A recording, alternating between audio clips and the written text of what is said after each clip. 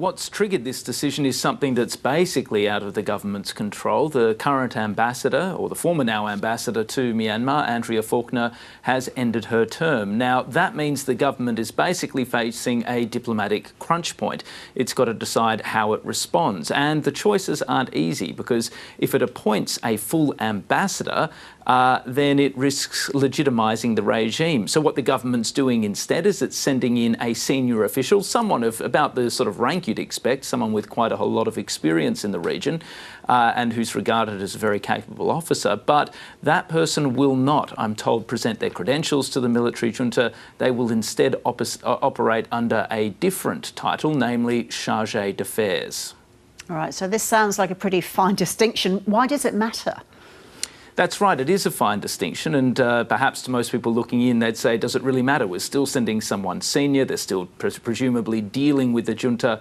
Does this title change mean anything? But people who are close observers of the military junta and who are close observers about its striving to try and get international legitimacy say that this will have an impact with the regime, simply because it is desperate to be seen as the legitimate government of Myanmar, even though it's essentially illegally in charge, having swept the elected leaders out of power last year, and that a number of countries, including Australia, are now making moves like this to essentially refuse to hand over that diplomatic legitimacy through the presentation of credentials. So yes, these are really fine points of diplomatic distinction, but human rights groups and others say it still does represent a fairly important step from Australia, as it's a public statement through Australia's actions that it does not regard the junta as the legitimate ruler of Myanmar.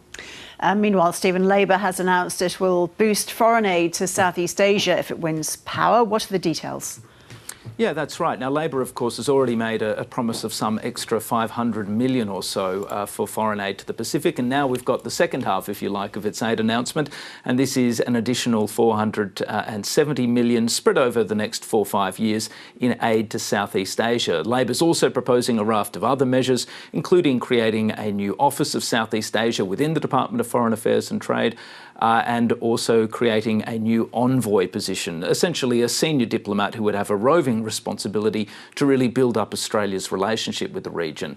Now, Labor argues, much to the coalition's irritation, that the government under Scott Morrison has neglected Southeast Asia because it's been so focused on the Pacific, and that it's taking these steps, both boosting foreign aid as well as building these institutional links, because it sees this as a really crucial point of contestation. Now, we haven't yet had a formal response from the government, but the informal response is pretty dismissive. The government argues that it has done an enormous amount of work, for example, investing more heavily in the Mekong to try and build up the resilience of countries there as they deal with an increasingly powerful China.